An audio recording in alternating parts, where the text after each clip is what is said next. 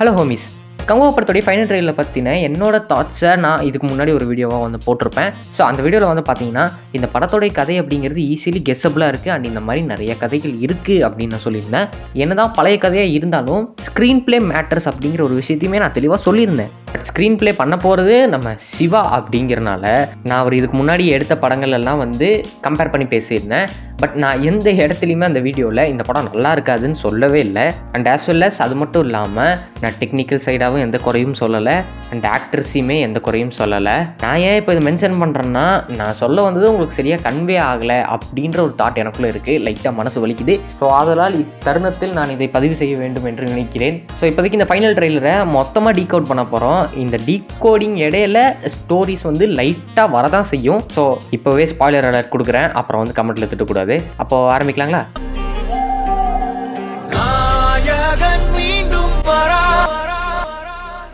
Trailer ஓப்பனிங்கே வந்து பார்த்தீங்கன்னா, ஒரு பெரிய இடம் மேலெல்லாம் ஹெலிகாப்டர்ஸ் வந்து லைட்டாக இருக்கிற மாதிரி காட்டுவாங்க.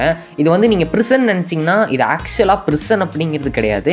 இது ஒரு ப்ரைவேட் ஆர்கனைசேஷனோட ஒரு ரிசர்ச் லேப் அப்படிங்கிற மாதிரி வச்சுக்கலாம். இந்த ரிசர்ச் லேப்லேருந்து ஒருத்தர் எஸ்கேப் ஆகி போகிறத இந்த ஒரு ஸ்பெசிஃபிக் ஷாட்லேயே வந்து காட்டியிருப்பாங்க. ஏன்னா எல்லா லைட்ஸுமே ஒருத்தர் மேலே ஃபோக்கஸ் பண்ணுற மாதிரி காட்டியிருப்பாங்க. அண்ட் அதுக்கப்புறம் தான் அந்த இடத்தோட உள்ளே வந்து காட்டுவாங்க. அங்கே ஜெட்டா மிஸ்ஸிங் அப்படிங்கிற ஒரு ஃபைல் வந்து டிஸ்பிளே ஆகிட்டு இருக்கும். எல்லா மானிட்டர்ஸ்லையுமே ரொம்ப அட்வான்ஸ்டாக இருக்கும். அங்கே இருக்க டெக் ஆகட்டும் அண்ட் அந்த படத்தில் புல் ஆஃப் பண்ணியிருக்க விதமாகட்டும் எல்லாமே ரொம்பவே நல்லா இருந்துச்சு. அங்கேருந்து சீன் கட் ஆகி விக்டோரியா மாடல் அப்படிங்கிற ஒரு இடத்துல வந்து காட்டுவாங்க. அந்த இடத்துல தான் அந்த பையன் போய் நம்ம ஃப்ரான்சிஸை மீட் பண்ண போகிறான். அங்கே நம்ம ஃப்ரான்சிஸ் வந்து பார்த்தீங்கன்னா ஜாலியாக வைப் பண்ணிட்டு சுற்றுற மாதிரியான ஒரு கேரக்டராக வந்து காட்டப்படுறாரு. ஜாலியாக வைப் பண்ணிட்டு சுற்றுறனால இவர் சாதாரண ஆள்னு நினச்சிடாதீங்க. ஏன்னா இவர் வந்து ஒரு பவுண்டி ஹண்டர், பயங்கர ஸ்கில்டான ஆளாக தான் கண்டிப்பாக வந்து இருப்பார். அங்கே போன நம்ம ஜெட்டா வந்து பார்த்தீங்கன்னா ஃப்ரான்சிஸை பார்த்துட்டு இந்த மாதிரி நீ யார் தெரியுமா, நீ பழங்காலத்தில் அதாவது நம்ம முன் ஜென்மத்தில் நம்மளாம் எப்படி இருந்தோம் தெரியுமா அப்படின்னு சொல்லிட்டு அந்த ஃப்ளாஷ்பேக் அப்படிங்கிறத எக்ஸ்பிளைன் பண்ணுறதுக்கு வேண்டி அந்த பையன், அந்த ஜெட்டாங்கிற பையன் வந்து பார்த்தீங்கன்னா அந்த ஹோட்டலோட செவுத்துல எல்லாத்தையும் வரைய ஆரம்பிக்கிறான். ஸோ எனக்கு கேட்டால் பாசிபிளி ஃபர்ஸ்ட்லேயே இந்த மாதிரி இந்த ட்ரைபல் எப்படி இருந்தாங்க அப்படிங்கிற அந்த ஃப்ளாஷ்பேக்கு வந்து போயிருக்கிறதுக்கான வாய்ப்புகள் இருக்குது. ஏன்னா ஒரு 20 மினிட்ஸ் பக்கம் தான் இந்த ப்ரெசென்ட் நடக்கிற விஷயம் எல்லாமே இருக்கும் அப்படிங்கிற மாதிரி மென்ஷன் பண்ணப்பட்டிருக்கு. ப்ரெசென்ட் போர்ஷன்ஸோட லென்த்து 20 நிமிஷம் தான். அப்படி பார்க்கும்போது இங்கிருந்து ஃப்ளாஷ்பேக் ஆரம்பிக்குது. இந்த ஃப்ளாஷ்பேக்கில் வந்து பார்த்தீங்கன்னா மொத்தம் 5 கிளான் இருக்குது. அந்த 5 கிளானில் 3 கிளானை முக்கியமாக இங்கே வந்து ஃபோக்கஸ் பண்ண போகிறாங்க. ஒன்று வந்து ஃபயரை கும்பிட்ற கிளான், ஃபயரை அவங்களோட கடவுளாக நினச்சி கும்பிட்ற கிளான், அதில் நம்ம கங்குவா ஒரு ஆள். அதுக்கப்புறமா வாட்டரை கும்பிட்ற கிளான், நம்ம அவதார் வே ஆஃப் வாட்டரில் வருவாங்களே அந்த மாதிரியான ஒரு கேங் இருப்பாங்க. அண்ட் அதுக்கப்புறமா ரத்தத்தை கும்பிட்ற கேங்காக உதிரன் கேங் வந்து இருக்குது. அதுதான் நம்ம பாபி டியோல் இருக்கார்ல அவரோட அந்த கிளானு. இந்த உதிரனுடைய கிளானை நீங்கள் நல்லா நோட் பண்ணி பார்த்தீங்கன்னா தெரியும். சுற்றி எலும்பு கூடுகளாக இருக்கும். அண்ட் அவங்க ஒரு ட்ரீயை வந்து வர்ஷிப் பண்ணிட்டு இருப்பாங்க. அந்த ட்ரீ ஃபுல்லாமே எலும்பு கூடுகள் மட்டும்தான் இருக்கும். இந்த கிளானை பொறுத்த வரைக்கும் இவங்க வந்து ஏதாவது ஒரு விஷயம் வந்து சக்சீட் ஆகணுனாலோ இல்லை இதே மாதிரி மெயின்டைன் ஆகணுனாலோ வருஷத்துக்கு ஒருத்தரை வந்து பலி கொடுக்கணும் அப்படின்னு சொல்லி அவங்கள பாசிபிளி கொண்டு வந்து பலி கொடுத்து அவங்களோட எலும்புகளை இந்த மரத்தில் கட்டி எல்லாரும் வர்ஷிப் பண்ணுறதுக்கான வாய்ப்புகள் வந்து இருக்குது. ஸோ அதனால் இந்த மாதிரி பலி கொடுக்கணும் அப்படிங்கிற அந்த காரணத்துக்காக நம்ம வாட்டர் கிளானில் இருக்கக்கூடிய இந்த பையனை வந்து தேடி நம்ம உதிரனோட அந்த கிளான்லாம் வருது. அங்கேருந்து ஸோ இந்த பையனை தேடி வரும்போது இந்த பையனை காப்பாற்றியே ஆகணும் அப்படின்னு சொல்லிட்டு இந்த பையனும் இவங்க அப்பாவும் வந்து பார்த்திங்கன்னா உதவி தேடி போகிற மாதிரி இருக்கலாம். அப்படி உதவி தேடி போகும்போது தான் நம்ம கங்குவாவோடைய அந்த ஃபயர் கிளானை பார்த்து உதவி கேட்க போகிற அந்த டைமில் தான் நம்ம கங்குவா மிஸ் அண்டர்ஸ்டாண்ட் பண்ணிக்குவார். இவங்கள பை போல இருக்குது, இவங்க நம்ம உளவாளிகள், இவங்க வந்து நம்மளை வேவு பார்க்க வந்திருக்காங்க, இல்லை நம்ம கூட்டத்தை அழிக்கிறதுக்காக வந்திருக்காங்க அப்படின்னு நினச்சிட்டு நம்ம கங்குவா தெரிஞ்சோ தெரியாமலோ இந்த பையனோட அப்பாவை வந்து சாகடிச்சிடுறாரு. எரிச்சே சாகடிச்சிடுறாங்க. இவங்க வந்து நமக்கு எந்த சூழ்ச்சியும் பண்ண வரல, நம்மளோட இதை எந்த விதத்துலையும் இவங்க கெடுக்க வரல, இவங்க தங்களை காப்பாற்றிக்க உதவி கேட்டு வந்திருக்காங்க அப்படிங்கிற விஷயத்த நம்ம கங்குவா புரிஞ்சிட்டதுக்கப்புறமா இவங்க அப்பா இறந்துட்டார்ல, ஸோ இவனுக்கு ஒரு சப்போர்ட்டாக நான் இருக்கேன், உன்னை எந்த பிரச்சனையும் இல்லாமல் உனக்கு எந்த பிரச்சனையும் வராமல் எது வந்தாலும் நான் ஃபேஸ் பண்ணி உன்னை பார்த்துக்கிறேன் அப்படிங்கிற ஒரு ப்ராமிஸை வந்து நம்ம கங்குவா வந்து அந்த பையனுக்கு பண்ணுறாரு. அப்படியே ஆப்போசிட் சைடில் வந்து பார்த்திங்கன்னா நம்ம உதிரன் கேங் வந்து இந்த சின்ன பையனை வந்து தேடிட்டு இருக்காங்க. அப்படி பார்த்தா இவங்க வந்து நேராக நம்ம கங்குவா கிட்ட வந்திருக்கணும். கங்குவா கிட்ட வந்து நம்ம உதிரனுக்கு மிகப்பெரிய எமோஷனல் சப்போர்ட்டாக இருக்கக்கூடிய அந்த 2 பேர், நம்ம உதிரனுக்கு பின்னாடி 2 பேர் நின்றுருப்பாங்க. இவங்க ஒன்றா அங்கே முக்கியமான சோல்ஜர்ஸாக இருக்கணும், இல்லை உதிரனோட தம்பிகளாக இருக்கிறதுக்கான வாய்ப்புகள் இருக்குது. இவங்களை வந்து நம்ம கங்குவா கொன்னுட்ட அப்புறமா பயங்கரமாக எமோஷ்னலி ப்ரோவோக் ஆகிடுறாரு நம்ம உதிரன். இதெல்லாம் ஒரு பக்கம் நடந்துட்டு இருக்கும்போது ரோமானியர்கள், அந்த ரோமன் சோல்ஜர்ஸ் எல்லாருமே வந்து பார்த்தீங்கன்னா இவங்களை நோக்கி வந்துக்கிட்டு இருக்காங்க.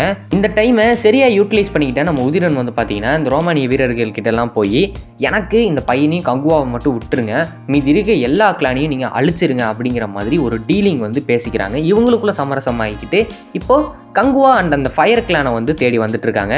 ரொம்ப பெரிய ஒரு படைபடம் அப்படிங்கிறது இவங்களை தேடி வரனால இவங்களால எதிர்த்து நிற்க முடியுமா அப்படின்னு தெரியாமல் இவங்க வந்து தலைமறைவாக சுற்றலாம். அந்த காட்டுக்குள்ளேயே எங்கெங்கேயும் மறைஞ்சு வாழ்கிறதுக்கான வாய்ப்புகள் வந்து அதிகமாகவே இருக்குது. இப்போ நேராக சண்டைக்கு போய் அங்கே இருக்கிறவங்க எதிர்க்க முடியாமல் இவங்க எல்லாருமே இறந்துட்டாங்கன்னா நம்ம கங்குவா பண்ண ப்ராமிஸை அவரால் காப்பாற்றிக்க முடியாது. ஸோ அதனால் நம்ம கங்குவாவும் தலைமறைவாக இந்த பையன் கூடயே இருக்கிறதுக்கான வாய்ப்புகள் இருக்குது. அந்த மாதிரியான ஒரு மான்டேஜ் தான் வந்து பார்த்திங்கன்னா இந்த மன்னிப்பு சாங்கில் காட்டியிருப்பாங்க. இப்போ இந்த ரோமானியர்கள்லாம் இங்கே தேடிட்டு இருக்கும்போது ஃபயர் கிளானில் ஒரு மெம்பராக இருக்கக்கூடிய நம்ம நட்டி வந்து பார்த்திங்கன்னா கங்குவாவுக்கு துரோகம் பண்ணி ரோமானியர்கள்கிட்ட இருந்து அந்த தங்க காசுகளை வாங்கி இவங்க எங்கே இருக்காங்க அப்படிங்கிற அந்த விஷயத்த இவங்களுக்கு சொல்லிட்டு அப்புறமா இவங்க ரோமானியர்களும் நம்ம உதிரனும் வந்து பார்த்திங்கன்னா நேராக அந்த இடத்துக்கு போகிறாங்க.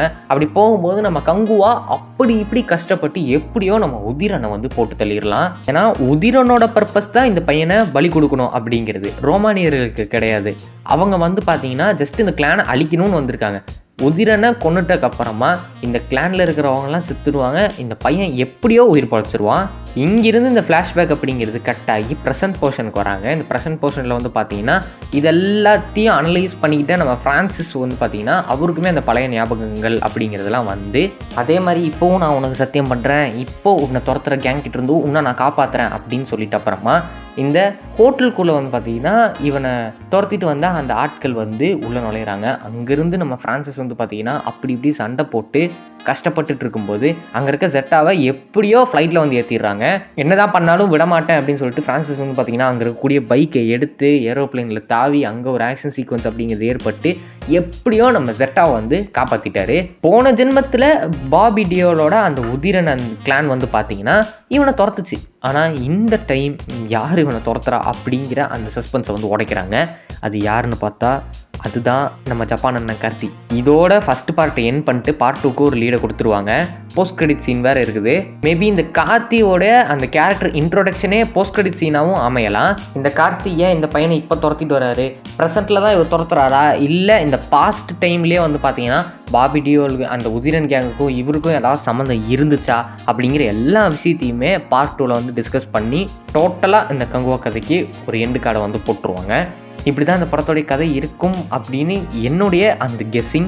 இது சும்மா மொட்டையாக சொல்கிறதுக்கு ஈஸியாக இருக்கும், பட் அந்த படத்தில் அவ்வளோ பேர் சின்சியராக அவ்வளோ யூனிட் வந்து ஒவ்வொரு ஷாட்டுக்குமே வந்து அவ்வளோ ஒர்க் பண்ணியிருக்காங்க. ஸோ அதெல்லாம் கண்டிப்பாக நம்ம பாராட்டியே ஆகணும்.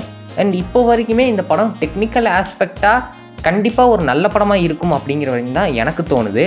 டெக்னிக்கல் ஆஸ்பெக்ட்ஸாக எந்த ஒரு குறைநிறைகளும் இல்லாமல் ஒரு ஃபைனஸ்டான மூவியாக இந்த படம் வந்து அமையறதுக்கு வாய்ப்புகள் அதிகமாகவே இருக்குது. ப்ளஸ் எமோஷனல் கனெக்ட், சிறுத்தையை வந்து எமோஷனல் கனெக்டில் அடிச்சிக்கவே முடியாது. சிறுத்தை எப்படியோ வந்து பார்த்தீங்கன்னா எமோஷனல் கனெக்டில் பூந்து விளையாடிடுவார், அது கண்டிப்பாக தெரிஞ்சிடும்.